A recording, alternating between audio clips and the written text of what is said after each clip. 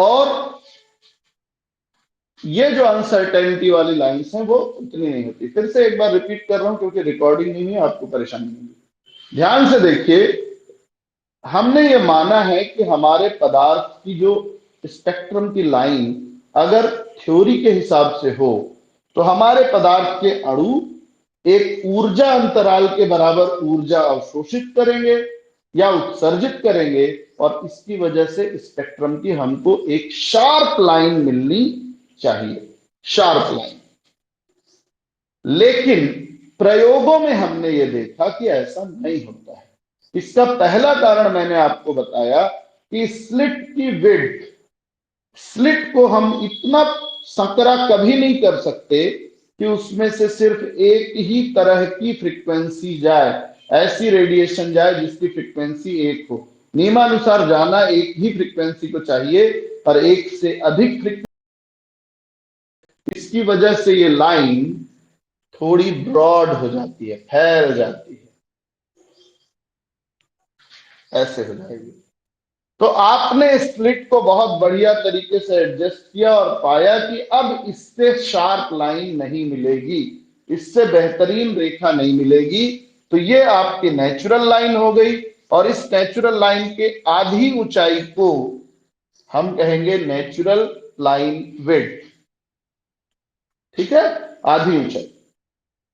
अब natural line का फैलाव, ब्रॉडनिंग ऑफ नेचुरल लाइन के लिए एक तो इंस्ट्रूमेंट जिम्मेदार है, दूसरी जिम्मेदारी कुछ और कारकों की है, जिसमें पहले कारक को एक्सप्लेन किया अनसर्टेनिटी प्रिंसिपल द्वारा हाइजेनबर्ग ने। हाइजेनबर्ग ने कहा कि किसी भी दिए गए तापमान पर पदार्थ के सभी अणुओं की कंपन ऊर्जा एक जैसी हो ऐसा आवश्यक नहीं है। हो सकता है कि कुछ अणु हमारे कंपन ज्यादा या कम पे कर रहे हो। ऐसे में आपको कुछ ऐसी रेखाएं भी मिलेंगी जो मूल रेखा के आसपास होंगी, जिसकी वजह से आपको मिलना तो एक ही लाइन चाहिए था, लेकिन मिल जाती है इसके बगल में कुछ और रेखाएं पतली पतली, जो आपकी लाइन के चौड़ाई को बढ़ा देती हैं, लाइन को ब्रॉड कर देती हैं। इसके लिए उन्होंने जो नियम दिया वो दिया, डेल ई गुणा del T is greater than H upon 4 pi. Del E बराबर H del nu, del H del nu का मान रखने पे आपको समीकरण del nu into del T is greater than equal to H upon 4 pi. Del nu का मतलब ही है फ्रीक्वेंसी में variation. Del nu uncertainty in frequency या लाइन ब्रॉडनिंग कहलाता है। डेल टी जो है वो अनसर्टेनिटी इन टाइम। इसका मतलब यह है कि अगर आपको निश्चित रेखा चाहिए तो डेल टी अनिश्चित या अनंत होना चाहिए। तो हमने जब डेल टी का मान 0 कर दिया, यानी फाइनाइट कर दिया, फाइनाइट का मतलब होता है जिसका निश्चित मान हो। अगर समय का मान निश्चित है तो फिर आपको ढेर सारी अनियमितता देखने को मिलेगी, यानी तब आपका लाइन बहुत ब्रॉड हो जाएगा। लेकिन जैसे जैसे ऐसा कोई कारक जो रिलैक्सेशन टाइम को बढ़ा दे, यानी डेल टी के मान को बढ़ा दे, तो डेल टी का मान जैसे जैसे बढ़ेगा, इस समीकरण को देखिए, यहां डेल टी को इधर करें तो del nu is greater than equal to 1/4 pi del t हो जाएगा। डेल टी का मतलब है रिलैक्सेशन टाइम। अगर कोई सिस्टम के इस टाइम अंतराल को बढ़ा देता है तो ये जितना बड़ा होगा विचलन उतना कम होगा। विचलन उतना कम होगा मतलब आपकी लाइन उतनी शार्प और क्लियर मिलेगी। क्लियर है ये आपको? This is uncertainty principle. अब इसका स्क्रीनशॉट ले लें। ठीक है, दूसरा कारक हम आते हैं जो ज्यादा इंपॉर्टेंट है, यह है डॉपलर ब्रॉडनिंग।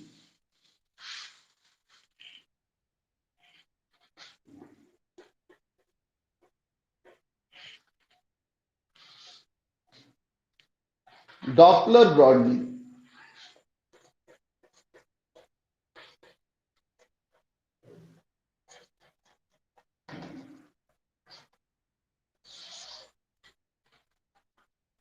सैद्धांतिक रूप से कोई अणु पे जब हम प्रकाश या किसी सैंपल में जब हम प्रकाश डालते हैं तो सिद्धांत ये मानता है कि वो एक अणु है। अब वो एक अणु है तो एक जगह पे है, एक जगह पे है तो हमारा रेडिएशन आया, वो उससे टकराया, वो एब्जॉर्ब करता है, वाइब्रेशन बढ़ता या घटता है और उससे हमको स्पेक्ट्रम मिलता है। ठीक। पर सैंपल में हजारों अणु होते हैं, लाखों अणु होते हैं, और अगर सैंपल गैस और द्रव के रूप में है तो अणु स्थिर भी नहीं होगा। स्थिर नहीं होगा तो क्या होगा? अणु गति कर रहा है, इधर जा रहा है, उधर जा रहा है, जिसकी वजह से स्पेक्ट्रोमीटर के सोर्स से उसकी दूरी क्या होती जाएगी? किसी में कम होगी, किसी में ज्यादा होगी, या ऑब्जर्वर से उसकी दूरी कम या ज्यादा होती रहेगी, चेंज होती रहेगी। तो इसको इस तरीके से समझें। डॉपलर इफेक्ट आप लोग पढ़े होंगे 12th में कि एक स्टेशन पे अगर आप खड़े हैं और एक तेज रफ्तार ट्रेन आ रही है हॉर्न बजाते हुए, तो ट्रेन के हॉर्न का साउंड तो फिक्स है। या ऐसा तो नहीं होता कि ट्रेन आपके पास आ रही है इसलिए वो तेज करते जा रही है आवाज को ना। ट्रेन से निकलने वाले साउंड का वैल्यू तो सेम है, लेकिन आप यहां खड़े हैं और रफ्तार से ट्रेन जैसे जैसे नजदीक आएगी, आपको सुनाई देने वाला साउंड आपको लगता है बढ़ रहा है, बढ़ रहा है, बढ़ रहा है, खूब बढ़ गया। फिर ट्रेन जाएगी तो घट रहा है, घट रहा है, घट रहा है, घट रहा है, घट जाता है। ये है डॉपलर इफेक्ट।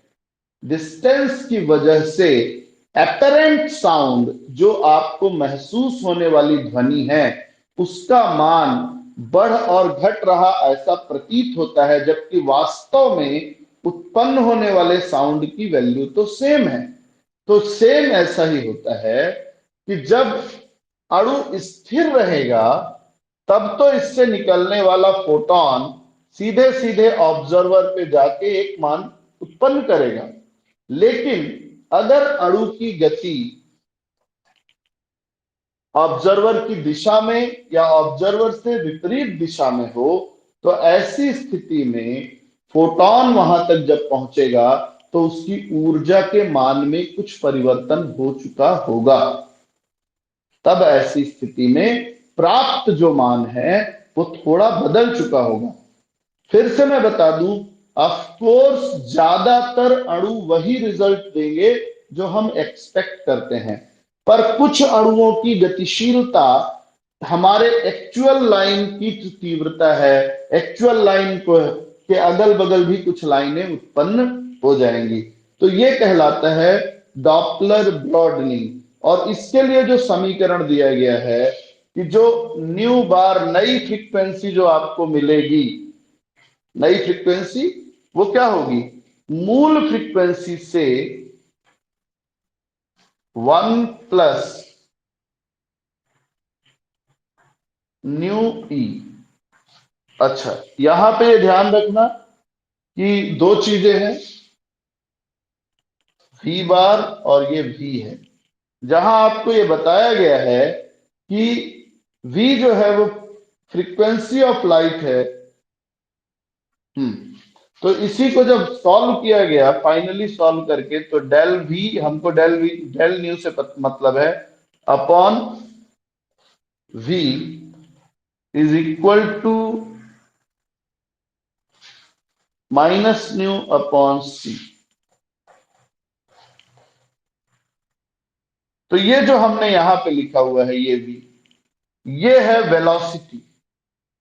ठीक है। तो यहां देखें कि अगर हमारा अणु वी वेग से हमारे सोर्स की ओर आ रहा है, तो ऐसे में फ्रीक्वेंसी की वैल्यू बढ़ी हुई मिलेगी। मान लो 100 पे एब्जॉर्प्शन शो करना था तो वो 101 या 102 पे हो जाएगा। और अगर ये क्या करता है, दूर जा रहा है, तो माइनस हो जाएगा। ठीक है। तो ये डॉपलर ब्रॉडनिंग है। डॉपलर ब्रॉडनिंग यानी लाइन की विड्थ में जो चेंज, लाइन की ब्रॉडनिंग का होना, लाइन में अतिरिक्त रेखाओं का मिलने का जो कारण है, वो अणुओं की ऑब्जर्वर की ओर या ऑब्जर्वर से दूर होने वाली गति भी है। तो इससे उत्पन्न जो ब्रॉडनिंग है that is called Doppler broadening. ये क्लियर है। थर्ड चीज हम आते हैं कोलिजन ब्रॉडनिंग पे। कोलिजन का मतलब होता है टक्कर। Third broadening collision broadening. Normally हमने इस बात को ध्यान ही नहीं दिया, हमने ये माना कि अणु तो स्थिर है, एक अणु है, वो उस पर प्रकाश जाएगा, अवशोषित करेगा, उत्सर्जित करेगा, स्पेक्ट्रम मिलेगा, बढ़िया। लेकिन जब हम सैंपल लेते हैं, खासतौर से गैस और द्रव के सैंपलों में ये प्रॉब्लम देखने को मिलती है कि इनके अणु लगातार गति करते रहते हैं, जैसा कि डॉपलर में देखा। तो गति करने से क्या होता है, एक तो ये दूर या पास जाएंगे तो डॉपलर ब्रॉडनिंग, और ये आपस में और पात्र की दीवार से भी टकराते हैं। तो जब ये अगर नहीं टकरा रहे हैं और सिंपल है तो इनकी ई की वैल्यू फाइनाइट होगी, एक शार्प ई, ऊर्जा स्तर का नियत मान होगा।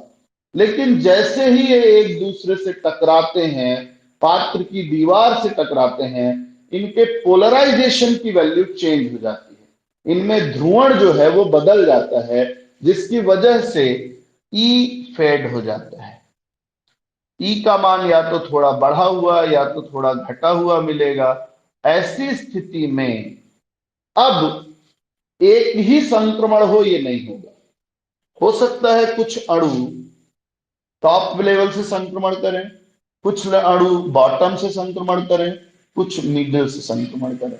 ऑफ कोर्स मिडिल वाले संक्रमण ज्यादा होंगे, सब तो नहीं टकरा रहे हैं एनी टाइम, तो मेन लाइन तो आपको मिलेगी।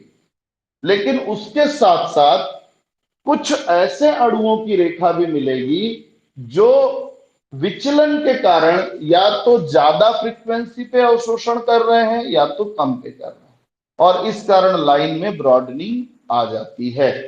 तो इसको कहते हैं कोलिजन ब्रॉडनिंग। कोलिजन ब्रॉडनिंग में अणु परस्पर टकराते हैं या कंटेनर की वॉल से टकराते हैं, जिसकी वजह से इनका पोलराइजेशन बदल जाता है। पोलराइजेशन का मतलब याद रखिए कि कंपन संक्रमण या वाइब्रेशनल स्पेक्ट्रोस्कोपी पढ़ते समय आपको यह ध्यान रखना होगा कि हर एक अणु वाइब्रेशनल संक्रमण नहीं दे सकता, केवल वो अणु ही वाइब्रेशनल स्पेक्ट्रोस्कोपी दे सकते हैं जिनमें स्थायी ध्रुवण होता है। HCl, H पे थोड़ा प्लस है, Cl पे थोड़ा माइनस है, ये देगा वाइब्रेशनल स्पेक्ट्रम। CO2 नहीं देगा, N2 नहीं देगा, H2 नहीं देगा आपको, क्योंकि इनमें ध्रुवण नहीं है।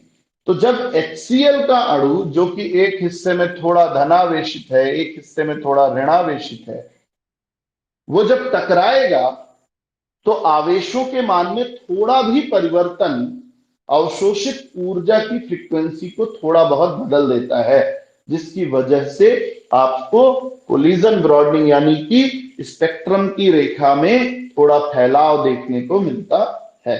मैं पॉइंट्स बता रहा हूं। Intermolecular collision shortens the life time of the excited state, thereby broadening the spectral line. तो टकराव की वजह से उत्तेजित ऊर्जा अवस्था जो होती है वो कम हो जाती है। उत्तेजित ऊर्जा अवस्था घट जाने की वजह से लाइन में ब्रॉडनिंग आ जाती है। फिर intermolecular collision also perturb the energies of outer electrons to some extent and cause broadening of the electronic spectrum. मैंने अभी अभी बताया कि जब अणु आपस में टकराते हैं तो इससे उनके बाह्य संयोजकता कोश में ऊर्जा स्तर में थोड़ा बदलाव आ जाता है, शेप बदल जाता है, तो ऊर्जा स्तर का मान में थोड़ा कमी या वृद्धि हो जाती है, जिससे ट्रांजिशन चेंज हो जाएगा। The broadening of the width of visible and ultraviolet spectral line is due to the fact that these spectra largely deals with transition between outer electronic cell। तो जब हम इलेक्ट्रॉनिक ऊर्जा स्तर में परिवर्तन की बात कर रहे हैं तो हम मूल रूप से कोलिजन में परिवर्तन की बात कर रहे हैं। यानी अगर आपको यूवी और विजिबल लाइट के स्पेक्ट्रम में ब्रॉडनिंग दिखे तो आप अंदाजा लगाइए कि ये ब्रॉडनिंग का मूल कारण इनके परस्पर टकराव है, क्योंकि अणुओं का परस्पर टकराव इलेक्ट्रॉन के ऊर्जा स्तर में आंशिक परिवर्तन कर देता है। The general molecular interaction are less severe in gases than in liquid, and hence gas phase spectrum should exhibit sharper line than that of the corresponding liquid. ये तो मैंने पहले ही कहा, मैंने ठोस की तो बात ही नहीं की। मैंने कहा इस तरह की तीनों विचलन जो आपको, दोनों विचलन मूल रूप से जो देखने को मिलते हैं वो गैस और लिक्विड में मिलते हैं, पर लिक्विड वाले में ये ज्यादा मिलता है क्योंकि अणु वहां परस्पर नजदीक है और गतिशील है, जबकि गैसों में अणुओं के बीच दूरी ज्यादा होती है तो टकराव की संभावना लिक्विड की तुलना में कम होती है। इसलिए गैस में आपको गैसीय अवस्था में स्पेक्ट्रम ज्यादा स्पष्ट और शार्प मिलेगा, लिक्विड में उसमें लाइन में ब्रॉडनिंग आपको देखने को मिलेगी। नेक्स्ट है, in solid the motion of particle are restricted and are less random and the solid state spectra therefore often exhibit sharp line। मैंने पहले ही कहा कि ठोस में न तो गति होती है न मूवमेंट इधर उधर होता है, इसलिए ठोसों के स्पेक्ट्रम भी बहुत शार्प मिलेंगे, क्लियर मिलेंगे। तो मूल रूप से line broadening is associated with gaseous phase और liquid phase spectrum in both. अगर इन कंपेयर करें हम लिक्विड और गैस को तो हम ये पाते हैं कि gaseous phase gives sharper line spectra than liquid phase. Gaseous phase का स्पेक्ट्रम ज्यादा शार्प होता है in comparison to liquid phase. और सॉलिड की बात करें तो because molecules of solid are unable to move, their motion is restricted by their structure, hence they give very sharp lines in spectrum। Solid state की line सबसे sharp होती है। तो ये तो हमने यहां तक पढ़ लिया। इसके बाद बारी आती है intensity of spectral line and transition probability. Intensity का क्या मतलब है? देखो, इंटेंसिटी का मतलब है तीव्रता, कितनी चमकदार लाइन है। वही लाइन आपको, लाइन तो मिल रही है पर बहुत चमकीली नहीं मिल रही है, तो हम कहेंगे इंटेंसिटी कम है। फ्रीक्वेंसी वही है, इंटेंसिटी का मतलब मात्रा से है, चमक ज्यादा होना। और इंटेंसिटी ऑफ स्पेक्ट्रल लाइन जो है वो किन पर डिपेंड करती है, यानी आपकी लाइन ज्यादा चमकदार है या कम चमकदार है, ये किन बातों पर निर्भर करता है? तो यहां पर दिया गया है, the intensity of spectral line can be determined by considering the three main factors. तीन महत्वपूर्ण बातों को ध्यान रखना है। Number one, the transition probability. Transition का मतलब होता है एक ऊर्जा स्तर से दूसरे ऊर्जा स्तर में जाना। ट्रांजिशन प्रोबेबिलिटी का मतलब है कि एक ऊर्जा स्तर से दूसरे ऊर्जा स्तर में जाने की क्या संभावना है। एक उदाहरण लेते हैं, मान लीजिए एक ग्राउंड में क्रिकेट का मैच हो रहा है और ग्राउंड के चारों तरफ क्राउड ज्यादा है, पीछे वाले जो बाद में आए उनको वो दिख नहीं रहा है। बगल में एक ठीक जस्ट पीछे एक 5 मंजिला इमारत है जिसके हर मंजिल पे सामने बारजा लगा हुआ है। अब नीचे की ओर 500 लोग ऐसे हैं जिनको दिखाई नहीं दे रहा है। हम कहते हैं जाओ भाई चढ़ जाओ, बिल्डिंग में चढ़ जाओ।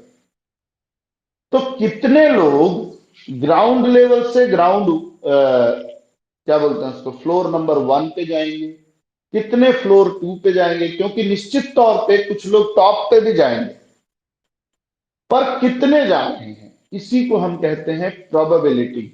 तो थोड़ी देर बाद जब सब चढ़ चुके होंगे तो आप पाओगे कि अधिकांश लोग सिर्फ फर्स्ट फ्लोर पे गए हैं क्योंकि उनको नजदीक से देखना है। तो ऐसे में ग्राउंड फ्लोर से तो दिख नहीं रहा है तो फर्स्ट फ्लोर पे चढ़ गए, तो अधिकांश लोग फर्स्ट फ्लोर पे जाएंगे। तो इसको कहते हैं कि फर्स्ट फ्लोर पे जाने की प्रोबेबिलिटी ज्यादा है। कुछ सेकंड पे भी जाएंगे लेकिन उनकी संख्या फर्स्ट की तुलना में कम होगी। कुछ थर्ड पे भी जाएंगे, उनकी संख्या सेकेंड वालों से भी कम होगी। कुछ फोर्थ पे भी जाएंगे, उनकी संख्या थर्ड वालों से भी कम होगी। और कुछ टॉप पे भी जाएंगे, जिनकी संख्या सबसे कम होगी। तो जब हम किसी पदार्थ को ऊर्जा देते हैं तो उसके अणु, उसके सभी अणु एक ही तरह का संक्रमण नहीं करते, उनमें अनेक तरह के संक्रमण होते हैं। तो जिस संक्रमण में ज्यादा अणु भाग लेंगे वो संक्रमण की तीव्रता अधिक होती है। This is called transition probability. Next है आपका द पॉपुलेशन। यही चीज है, संक्रमण की संभावना। 1 पे ज्यादा जाएंगे, अब कितने जा रहे हैं संख्या, तो number of molecules participating in that particular transition. अगर आपको पता लगाना है कि भाई नंबर 1 पे गए तो कितने गए, तो जितने ज्यादा अणु जाएंगे E1 E0 से E1 पे, आपके स्पेक्ट्रम की रेखा की तीव्रता उतनी अधिक होगी। So it is called the population. Third, concentration और path length of the sample. Path length का क्या मतलब होता है, अगर आपके सैंपल की ट्यूब छोटी है तो प्रकाश इसमें कम दूरी तय करेगा और जल्दी बाहर निकल जाएगा, तो वो सिर्फ अपने रास्ते में पड़ने वाले जितने अणु होंगे उनसे ही टकराएगा। जबकि अगर ट्यूब की लंबाई ज्यादा है, उसी सांद्रता में ये उतने ज्यादा अणुओं से टकराएगा, और जितने ज्यादा अणुओं से टकराएगा तीव्रता उतनी ज्यादा होगी। ठीक है, तो कल हम इसको और क्लियरली डिस्कस करेंगे क्योंकि डिटेल्स हैं इसमें। और कल हमारा संभवतः इस टॉपिक का मेजर पोर्शन कंप्लीट हो जाएगा। FTNMR के बारे में भी मैं देख रहा हूं, आपको फूरियर ट्रांसफॉर्म स्पेक्ट्रम के बारे में भी कुछ बता पाऊं तो बता दूंगा। ठीक है, चलिए।